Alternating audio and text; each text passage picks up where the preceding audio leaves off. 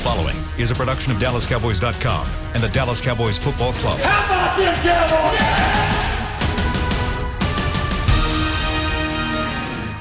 This is Talkin Cowboys. Streaming live from the Dallas Cowboys World Headquarters at the Star in Frisco. First down. Handoff, Elliott plowing to the goal line. Buried, sacked by Lawrence. Prescott keeps it, and he bangs it in for the touchdown. And now your hosts, Isaiah Stanback, Heckma Harrison, Rob Phillips, and Kyle Yeomans. It's a Friday edition of Talkin Cowboys as we lead you into week 2 between the Atlanta Falcons and the Dallas Cowboys. We're back 9:30 every weekday, and we're bringing you some fire as it's Say It With Your Chest Friday. We get everything off the chest of Cowboys fans and our own chest, and we give the keys to the game. We figure out what's right, what's wrong with Cowboys Nation, and then we get you set for kickoff on Sunday at noon on Fox. I'm Kyle Yeomans alongside Heckma Harrison, Rob Phillips, and Isaiah Stanback. Guys, it's been a week. It really has around Cowboys Nation and around the Star. There's a lot of panic already with an 0-1 start and some of the injuries that the Cowboys are dealing with. But because it's Friday, because we're just getting started on a Friday, let's stay positive. How about that? Y'all okay with doing some positive notes to start off on Friday here? I'm ready to say it with my chest, Kyle. Ready to say it with your chest. So, yes, let's stay positive. The first positive thing is Isaiah's back with us on a Friday. He was not here last Friday. He's here on this Friday. So, there's a positive. How about that? Right. There's a positive. There is a positive. The second positive is, let's say, how about this? Amari Cooper, it was only limited in practice yesterday, and we're going to get into potential injury updates coming up in just a little bit. But he did not practice. He was just limited. So that's a positive, right? Guys, positive? Sure. Rob? Sure. Rob? Sure. Okay. Rob, it'd be great if he wasn't on the injury report at all 48 hours before the game. Exactly. Sure. Yeah. A little You've got a unfortunate cool T-shirt on, Kyle. That's a positive. Oh, I do have a cool shirt. T-shirt on. That is a positive. This is from the Cowboys Pro Shop. You should go check it out and get your own because this is one of the new vintage lines for the 60th anniversary. I thought it was pretty cool. It's got Cowboy Joe on it, so I decided to sport it on the show. You guys will be a part of that Pro Shop game. That looks awesome, Kyle. Thanks, man. I sure wish I can get me one of those. I know. I mean, Isaiah, wouldn't you like to have a shirt like that? Wouldn't that be cool? I would. You know, I'm still rocking my my polo from 2007 year. So I mean, it still works. But from the golf tournament. They give great T-shirts out at the golf tournament every year. I love it. Well, that's the thing is, you guys will get you'll get your Pro Shop gear. But if you want to go get Pro Shop gear, the Pro Shop's open. You can go look at it online as well. So go check it out. They do great stuff. But here's the most positive thing I could potentially give you guys before we get into maybe some of the negatives that the Cowboys are having to deal with. But the most positive thing is that as of Sunday at noon, pro football will be back in Texas. And I think that's something to celebrate. And there will be fans in the stands, still not a disclosed amount in terms of how many fans will be there. But Mike McCarthy's talked about it. We've talked about it all week. But finally, football is back in the Lone Star State. It'll be before the Texans kick off. The Texans didn't play there in week 1, so the Cowboys will officially be the first pro team to play in Texas. And I think that's something to celebrate and get excited about for Cowboys Nation out there because, hey, we get to watch football in our own backyard, and I think that's something positive to look at. But let's look at some of the negatives.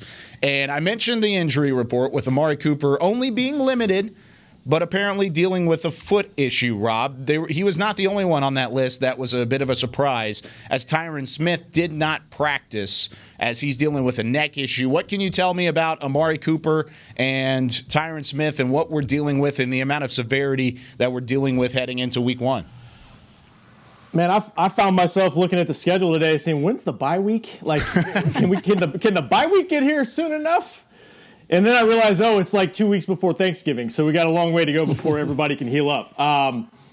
Mike McCarthy was on The Fan this morning doing an interview, and he said he's not alarmed by Tyron Smith's neck injury, but it's something they're looking at. And he was also asked, is offensive line probably your biggest concern going into week 2? And he said, I would say yes. Wow. Not good, Bob. Not great right now. With your top 3 tackles being banged up, 2 of them, well, arguably your top 3 tackles, most experienced tackles, Cam Irving, Lyle Collins on injured reserve right now, And with Tyron, I mean, he's played through a lot of things before, and so it's entirely possible he's going to be ready to go by Sunday, get some treatment. As Isaiah knows, they've got a great athletic training staff. Absolutely. But, it's something that raises your eyebrows because, you're already down. You got Terrence Steele at right tackle, or you did in week 1. So how does that affect the functionality of the offense going forward? And then Amari Cooper being limited, I don't know necessarily if he's in any danger of missing the game, but how effective is he going to be? Because he had to play through stuff last year, and it clearly affected him last year as well. So not great to see that on the injury report yesterday. Heckma, is this something that we need to be extremely concerned about whenever it comes to not having Amari Cooper and Tyron Smith? I don't want to send chills down the spines of Cowboys fans out there, but let's look back at the Jets game last year when you didn't have your tackles and you didn't really have Amari for the majority of the game, but that's kind of what we're being reminded of right now, right? Hey, fellas, have you ever been to a restaurant and they serve you that mystery meat? And you eat it and you ask yourself, what is this exactly? It's chicken-ish, right? And then you get home and then that little girdle in your stomach, like it's just like, why did I eat that? That's the feeling I got in my stomach when I saw the ESPN Flash show, Tyron Smith, right?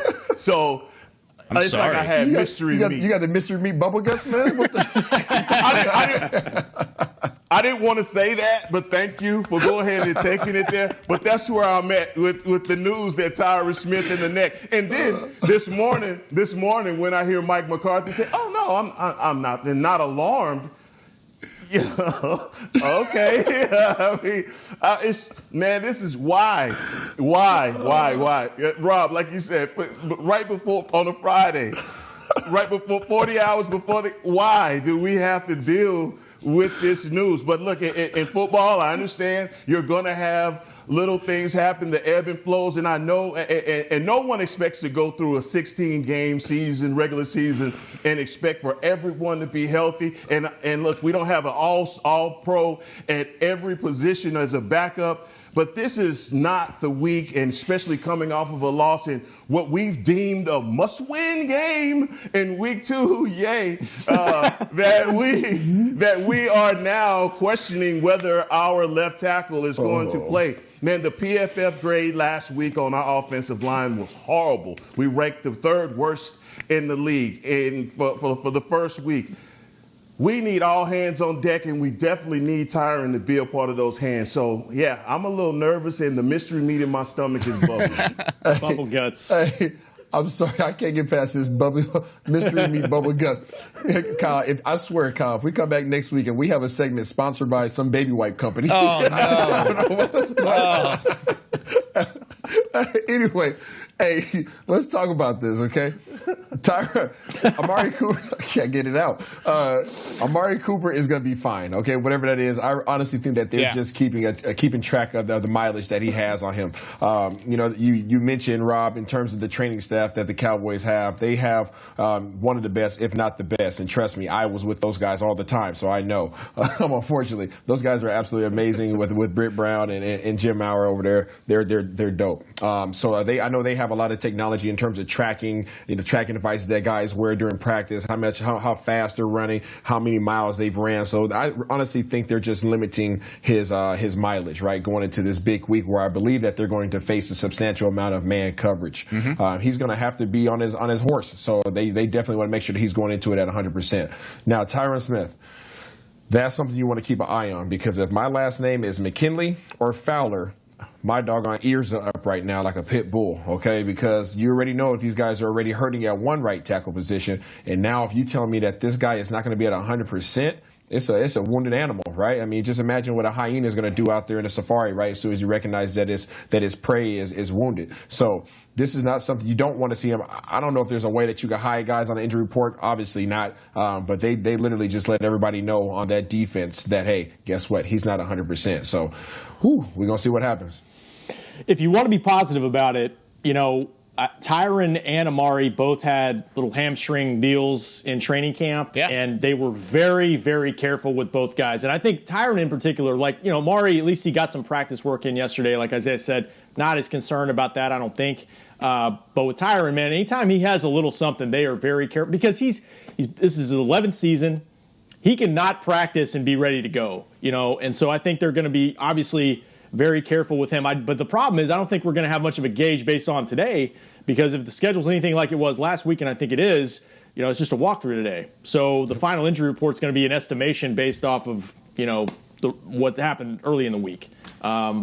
So we'll see. Now, Stay tuned, I guess. If you had to put a percentage on it, Rob, based off of what you've heard in Tyron Smith's availability going into Sunday, what would your percentage be, confidence level-wise, that he would play? I'd put it above 50 right now. I mean, I think he might be listed as questionable. I'm not sure. But I think with a couple days to go, I'm optimistic he can play, but it's going to have to depend on how he feels over the next couple days. But I would put it above 50-50 for now. That doesn't necessarily make me feel any better, but I was at least wanting to get a truthful statement. Hey, he will be playing. Okay, so Isaiah, is yours a little bit higher up then?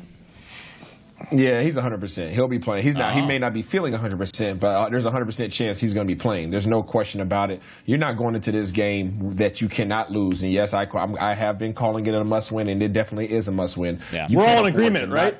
Yeah. Must win. There's just not a chance. I mean, being an 11-year pro and a veteran and, Pro Bowler and all that jazz, there's no way that you're not going to go out there and protect your man back there in this a very, very essential game. Yeah, Rob, I don't know what the percentages are, Kyle, but I know it's 100% that we need him to play. And whatever we have to do, no matter how we adjust the game plan to fit him in it, let's make it happen because he is a piece to this week that we cannot afford to lose. Especially going up against that defensive line. I mean, you already mentioned it, Isaiah, whenever it comes to Tack McKinley, Dante Fowler Jr. on the edge, and then you've got defensive tackles who get pressure on the quarterback, which I know Cowboys fans think that's a foreign language because it hasn't been the case over the past 5 years. But Grady Jarrett gets pressure on the opposing quarterback. Even Tyler Davison back there for the Fresno State product. I think all of those guys have a chance to make an early impact and take advantage of a wounded offensive line. And like you said earlier, Rob, whenever it came to Mike McCarthy talking to the media today, he was asked that question. Was that the biggest concern moving into week 2? And he said, yeah, it probably is the biggest concern. Outside of that concern, though, guys, what is the biggest positive going into week 2? Let's stay positive on a Friday. Say it with your chest and turn around. What are some things we're looking forward to and where the Cowboys can turn around on the other side of things and take advantage of something from the Falcons' defense? I'll start this one off. On a positive note, I think you got two positives, and it's both on the defensive side of the ball. I think that you've established your second starting corner. Right, in Diggs, and you heard McCarthy speak on it. He feels very confident in Diggs, and he thinks that he's earned his spot. So knowing that you have a solid corner there, who's a rookie, obviously, and he's learning. But the fact that you can instill that confidence in him is going to only help him. Now, just make sure that you don't put him on Julio, and you can continue building his confidence. But I think that it's awesome that you've established that as your two starters. Now you got your Cheeto, and you have Diggs. So boom, you're good there. On a second good note, I think that a pissed off Mike Nolan is good. I think an embarrassed Mike Nolan is good for this entire team, for the entire Cowboys nation. So I think he's going to come out a lot more aggressively than he did in the first game. I think he's not going to sit back and be patient and try to figure out what this team's going to do. I think he is really going to just self-check himself. I'm pretty sure he has this week and says, who am I? And I'm going to go out here and remind everybody what I do and why my name is what it is. Let's go out here and put some pressure on these Falcons. Yeah, defensively, for me, it's Aldon Smith is the silver lining for that defense. I think what he was able to accomplish against the Rams, just showing how tough he can be in run support, man, we need that, especially going up against Todd Gurley. We got to have that defensive end that can shut things down. Also, I guess, and you said it, Isaiah, Trayvon Diggs.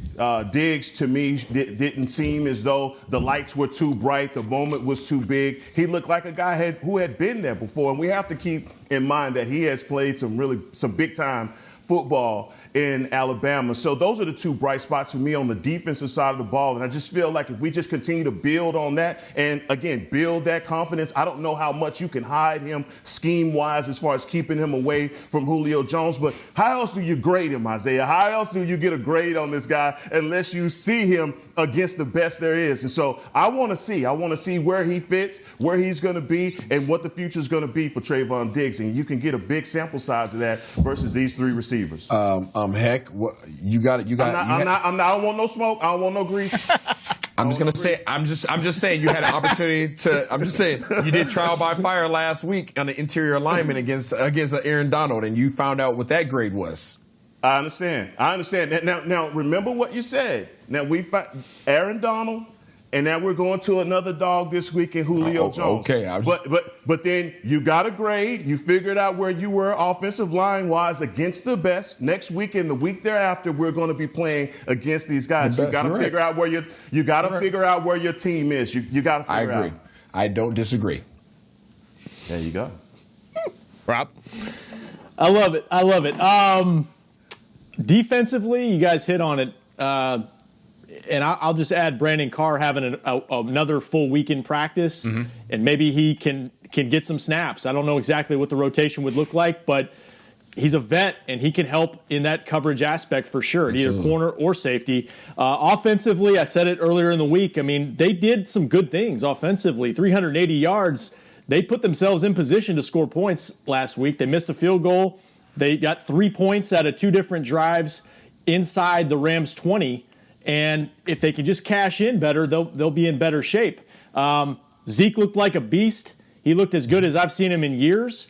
And CeeDee Lamb was really frustrated after the game, just on the conference call. You could tell he wasn't happy with some of the things plays he didn't make. He's very diligent. And on top of that, he showed a lot of flashes in his first game. So I think there's a lot to build on for him, too. There are a lot of positives I think they can build on. I love how 2 of the positives that you guys just gave were rookies. It was Trayvon Diggs along with CeeDee Lamb, who, like you said, had those flashes, had those plays, had the longest reception out of any Cowboys receiver last Sunday, 33 yards in that first half. Hopefully they can recreate that a little bit against what I think is a susceptible secondary from Atlanta. I'm not scared by the rookie A.J. Terrell, Absolutely. At least not yet. I'm not scared about Isaiah Oliver. I think they're susceptible to the Cowboys wide receivers. It's just whether or not that offensive line can give Dak Prescott enough time to throw the football, and that's going to translate to success early on. But when we come back here on Talkin Cowboys, we're going to talk about the keys to the game. We're going to give each of our keys to the win coming up this Sunday, allowing the Cowboys to get back to 1-1. We'll talk about it on the other side of the break when we come back here on Talkin Cowboys. Since 1865, Stetson hats are American-made with pride right here in Texas. And Stetson is proud to be on the field with America's team. Want to show your Texas and team pride too? You can. By purchasing your own Stetson, you can look just like how the flag guys do on field at every home game. Stetson hats, the official crown of all self-respecting Cowboys and your favorite football team. Get yours today at shop.dallascowboys.com or at stetson.com.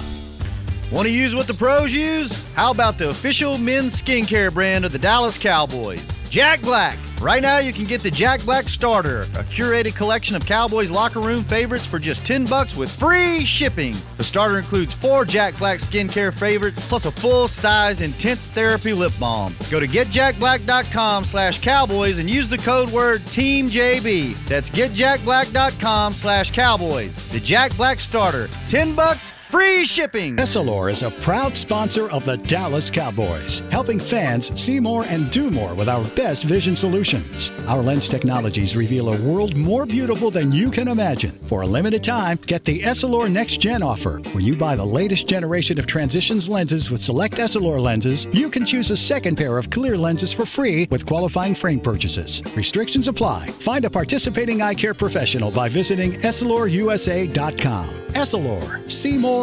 Do more. We're back with a tasty treat that's sweeping airwaves and taste buds. It's new Dr. Pepper and Cream Soda. Let's take a listen. Dr. Pepper and Cream Soda's here. A new combo that's music to my ears, okay. Let's play. Cream Soda and Dr. time. Pour it in a glass of ice. Ah, music to my ears and mouth. New Dr. Pepper and Cream Soda. A delicious duet. Back to Talkin' Cowboys. If you're looking for something to change up your dinner routine, help support local Frisco businesses by choosing one of the Star District restaurants. For more information on delivery, takeout, curbside pickup, and dine-in availability, visit thestardistrict.com. Once again, plenty of options over at the Star. Go check it out as we are talking Cowboys the Friday before the Falcons game. Week 2, Cowboys 0-1, Falcons 0-1.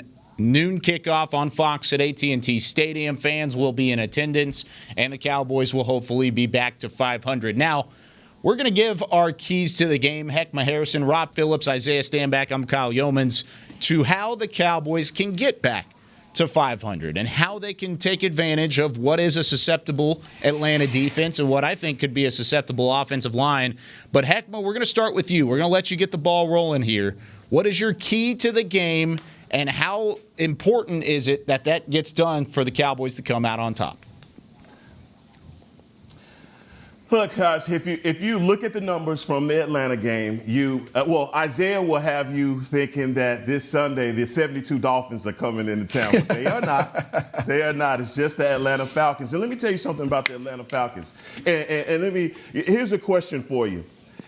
If you look at the stat sheet, they had a gazillion yards, 100 yards here, 100 yards here, 100 yards there, rushing combined, guys almost to 100 yards. It looks eerily familiar to another team that plays here in Dallas that also had a gazillion yards, but if you look at the stat sheet and you look at the end of the game, they were losing those games. And look, we're playing ourselves from last year, man, and this is an opportunity for us to exercise those demons. The key to the game is one, Ezekiel Elliott, period. Feed the man the football. Put him in a position to be successful, and he's running angry. You could tell that he's heard all the whispers about all the other running backs that are quote unquote better than him. No, they're not. And Ezekiel Elliott needs to have the platform to prove it. This week versus the Falcons, that's what we have to give them, a healthy dose. And defensively, look, we brought in some guys that we thought we were going to be getting a lot out of in Poe that didn't prove it last week. Tristan Hill, that, hey, he left a lot of plays still to be desired, to be made, and we have to make those plays. So up front, I want to see my defense own the line of scrimmage, and offensively, I want to see the Cowboys feed Zeke. Heck, I appreciate you saying that with your chest. I can feel your passion coming through when you start talking about Zeke. You know what I'm saying? I almost feel like you're about to go out and get a tattoo on your stomach or something like that. Not on mine. Not on mine. No, but I agree with you, man. I think that the Cowboys, Kellen Moore, I think they were establishing the run last week. I think that they did a heck of a job giving Zeke the ball. He does look lighter. He does look more explosive. He does look like he is focused and on a mission to prove a point this year. It is a disappointment that they got away from that last week, because there was never a point in the game where they were out of the game. Right, they were always relatively close. So for them to have gone away from the run, which had been very successful for them last week, I was very disappointed in that. So I look forward to seeing Zeke, as we have said all offseason, and we've said this first week now, going into the second week of the season, he is the backbone of this team. So when Zeke eats, everybody eats, right? When Zeke's doing well and he's consistent and he gets his 25 carries, guess what? The Cowboys is doggone magic, and the Cowboys are going to do well. Even with our offensive line woes, right? We keep talking about the O-line. Mm-hmm. This goes from a great O-line to a good O-line. By no means do we have a bad O-line. There's not a bad O-line here, even with guys hurt. Even if Tyron Smith couldn't play, no, you don't have what you want. But guess what? You still have a good O-line. So these guys have more than enough, more than what they need. Hand the ball off to this dude. Let him get his carries. Let these guys get established, get confident in the front line, and then let's go play action and use your doggone receivers that you have out there. You know, Zeke said it in the offseason on Twitter, like, put some respect on my name. He's sick of hearing about everybody saying he's washed up or he wasn't explosive last year. I think people forget, you know, no training camp probably affected him to some degree last year. Isaiah, I was kind of curious, though, your thoughts on this, because some fans, media want the Cowboys to throw more on first down. You know, they think that it's not efficient to run Zeke, and I don't agree with that. I don't think you agree with that. And I think it was a perfect split. 16 and 16 run pass on first down, and they were pretty successful doing that. So I don't really get it. I mean, I think with a rookie free agent right tackle, you're trying to create some balance and not have him in pass protection all the time, right? Yeah, absolutely. I mean, for everybody out there that wants to pass the ball or throw it around, they just want to see these weapons get utilized, right? Mm-hmm. They want to see Gallup speed. They want to see Cooper getting down the field. They want to see CD routing somebody up. They're anxious, right? They just like we talked about, right? On the other side of the ball, they got these doggone Rolls Royce and these Bentleys. Well, the Cowboys have theirs as well. They got some Lambos out there. They got a couple of Raris. CD comes in as a McLaren. So I mean, you have some weapons, and people want to see it. Understood. But understand those weapons are absolutely nothing to you unless you have this run game. And by the way, you have a top 3 running back, arguably the best running back in the league, in your backfield. So you do not simply just go away from him. You have to find a way for everybody to eat. But in order for everybody to eat, you got to feed the beast in the back. Hey, Rob, I think those numbers that you're talking about was from those last year's statistics where on first down, we were awful running the ball. Yeah. And so wanting to have more balance, and I think they tried to find that. I was surprised to start the game. We started the game off with a throw to Amari Cooper. Yeah. So things have changed. I think that Kellen Moore is going to just kind of settle down and get that play sheet, that laminated play sheet going. And listening to Mike McCarthy and everybody wanting to know how involved is he in the offensive play call, and he let it be known. This is by committee.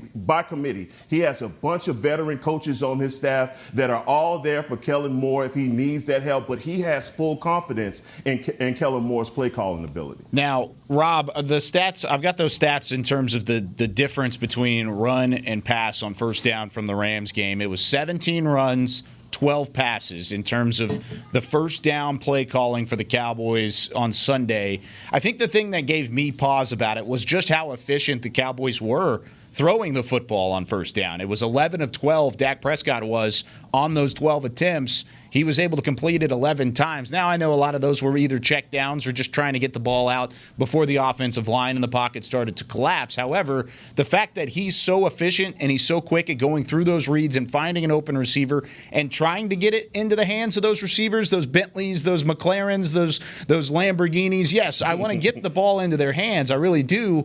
I would take some pause when it comes to running the football more, but I'm okay with a 17-12 split. I'm okay with throwing the ball around a little bit and changing it up. That way it's not, hey, let's ask the coach on Madden and run a halfback dive right up the middle. Let's not do that every single first down, but I still think there has to be that mixture back and forth, and I thought Sunday was actually a pretty good experience in terms of throwing the football on first down. Yeah, and I think they did it less as the game went on, but I think it probably had something to do with the pressure that they were getting in trying to drop back, and, and you're trying to make it easier on your line and your quarterback to try to keep the defense honest a little bit. In a perfect world, I think you probably want it 50-50, or maybe if it's more your strength, if your protection is there, maybe it is passing on first down, because I think they were at like 10, 11 yards when they had completions, but. Yeah. I don't know. When they lose, this always comes up. This and creativity and pre-snap motion, which we got a dissertation from Mike McCarthy on that yesterday in the press conference. I'm excited the fact that he will just answer that question. Pre-snap motion, because it's kind of ridiculous, but at the same time, I mean, he had enough of it. But I think people want to see more of it. When you ask the question about I believe it was Aaron Rodgers talked about how he's not used to seeing all the pre-snap motion and all of that for over the years with McCarthy. That was something that he didn't like to do. And McCarthy said, well, when you're with someone for as long as I've been with him, maybe he just forgot that we did have a lot of pre-snap motion. So I appreciated him returning a little bit of smoke back at A-Rod. And just because they're motion doesn't mean there's success. That's I think the biggest storyline out of the week and what McCarthy's thinking. Isaiah, what do you have on the fact that there's no motion, no success? Listen here. Listen. First of all, I don't know say if it with people your understand chest. why. Say it with your chest. I think people just see stuff and they're like, oh, this team's doing a lot of this and they're successful, so why aren't we doing it? Yeah. You have to understand the reasoning behind motions, right? You're motioning, right? Whether you have two plays called, right? You're motioning to see matchups. You're motioning to see coverage. You're motioning to get leverage, right? You're motioning to widen out certain defenders so that you can run the ball. There's a lot of different reasons why you motion. So it's not just for show. It's not just something you do just because.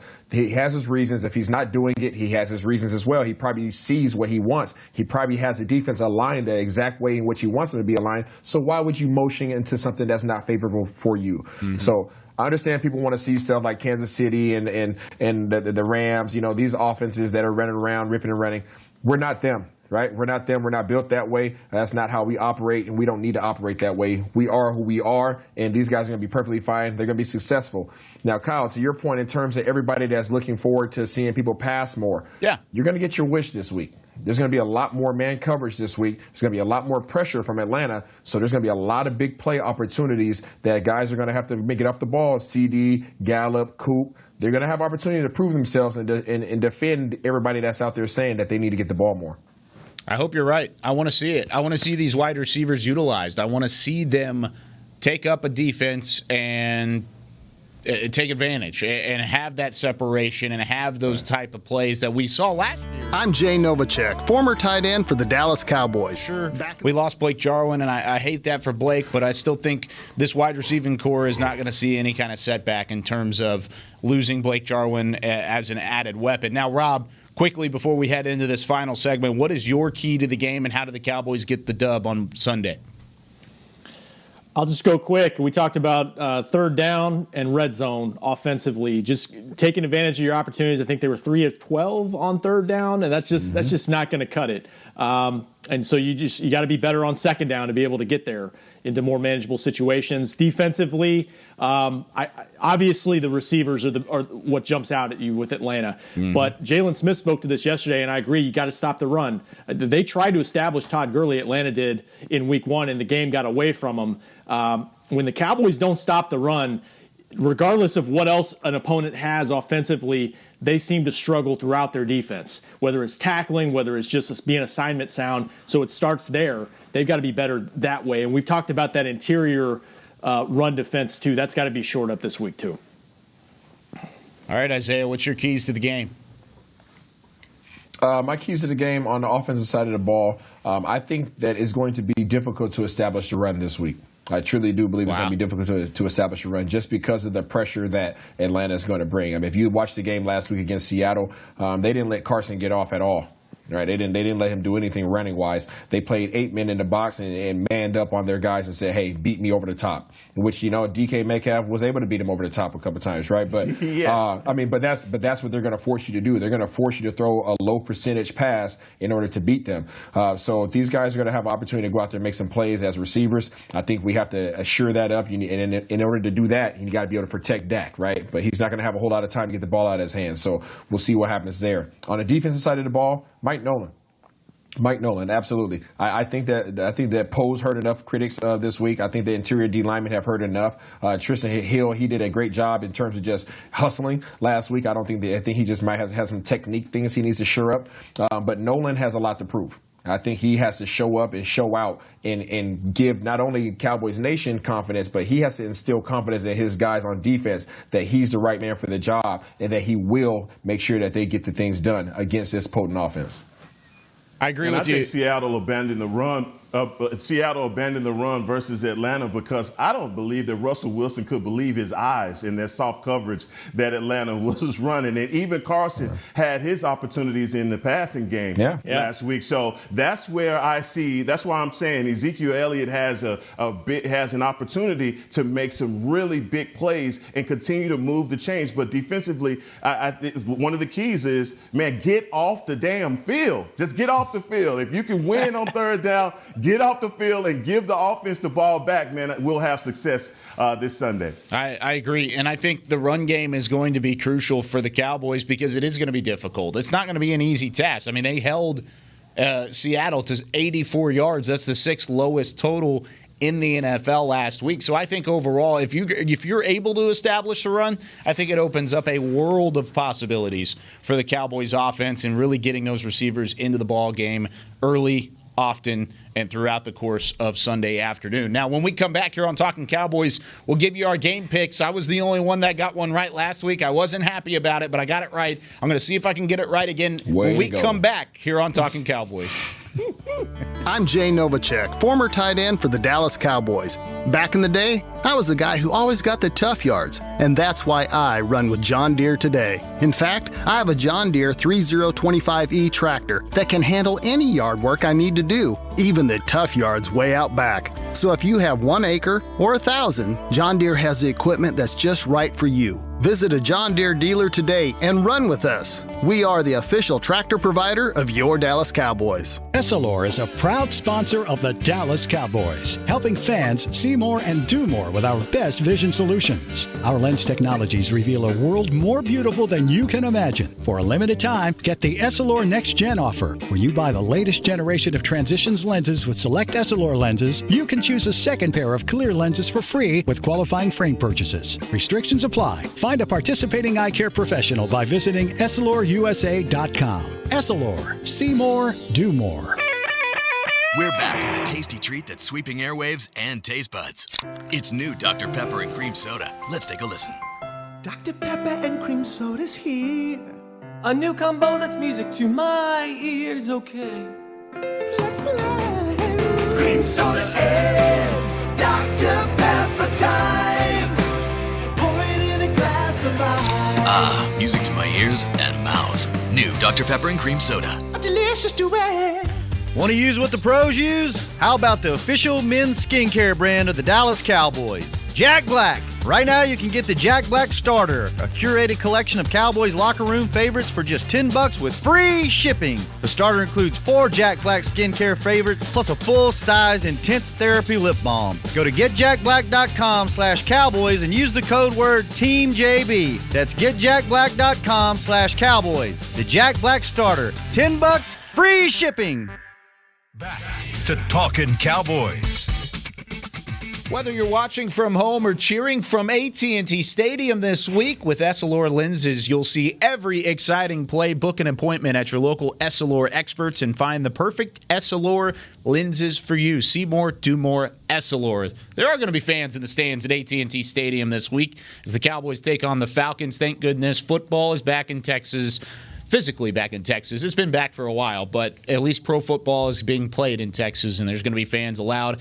Hope everybody stays safe, stay socially distant. The Safe Stadium guidelines are out on the website as well. Go check those out before you head to AT&T Stadium. But, man, it's going to be a fun week, and I'm excited about it. As we get into this weekend, though, it's time for our Friday Pick'ems, and it's time to decide whether or not the Cowboys will be 1-1 heading into Week 3 against the Seattle Seahawks, or they'll be 0-2. Isaiah Standback, I want to hear from you first. The former Cowboy himself, Super Bowl champion. Who do you have on Sunday afternoon? Who you got, Coach?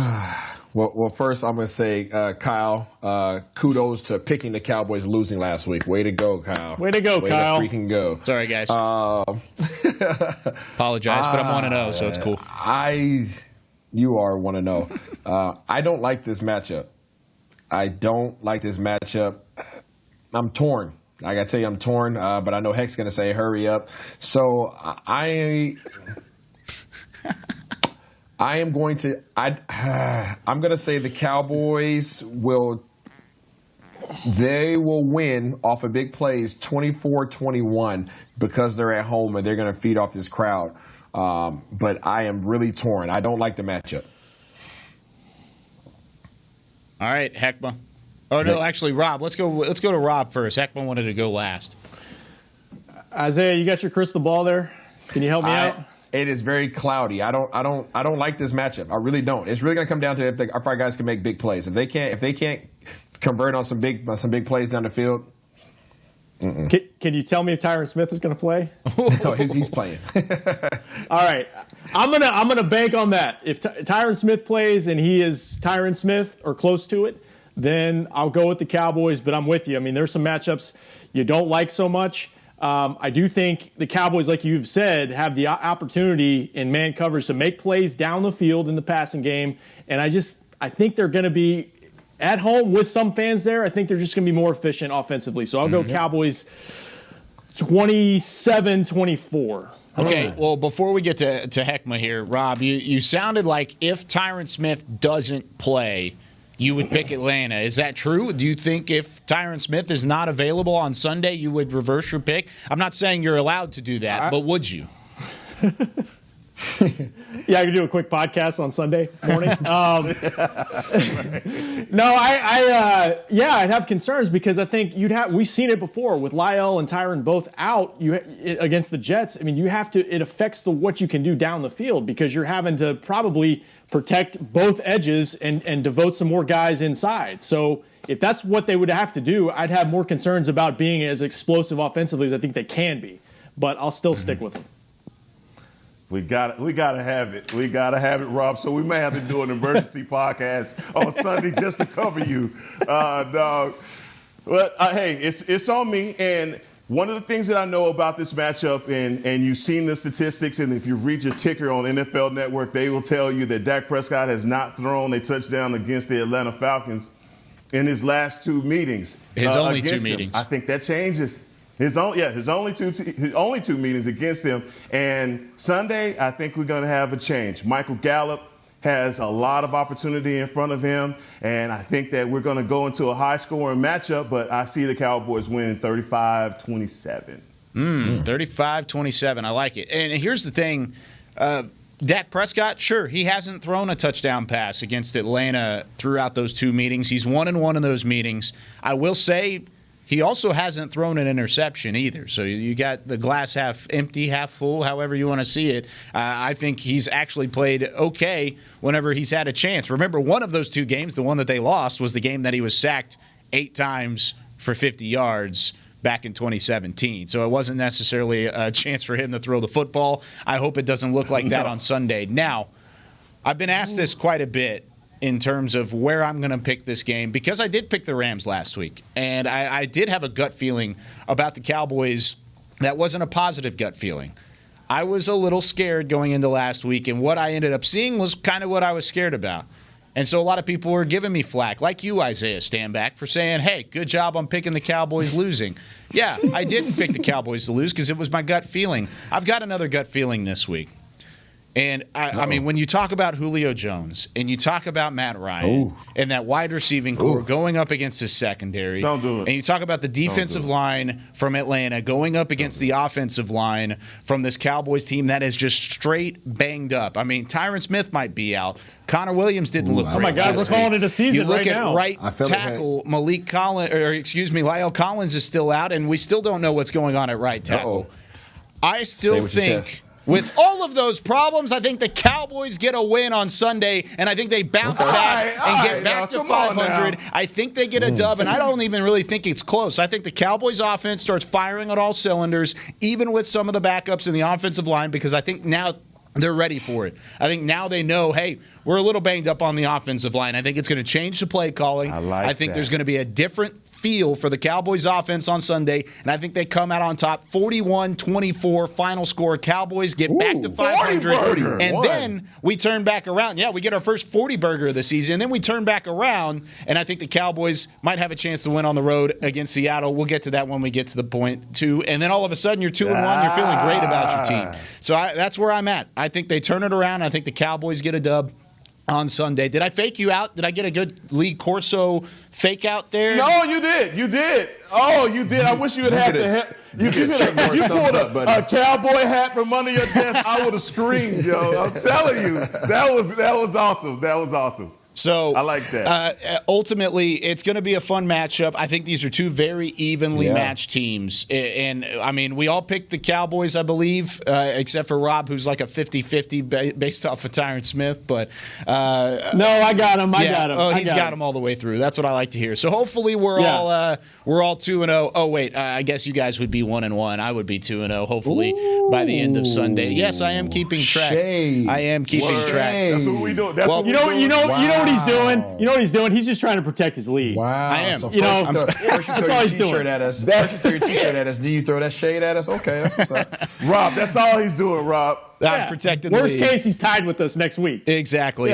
Guys, it's been a whole lot of fun all week long here on Talkin' Cowboys. Join us Monday, 9:30. We're going to break down whether or not the Cowboys won or lost. We're going to give it to you straight. We're going to say it with our chest like we do every single day here on Talkin' Cowboys. But tune into the game. If you're going to the game, be safe, wear a mask, continue to socially distant. Please stay safe. That way we can continue to have fans in the stands like we will on Sunday. I'm not sure what the specific amount is, if it's even been announced.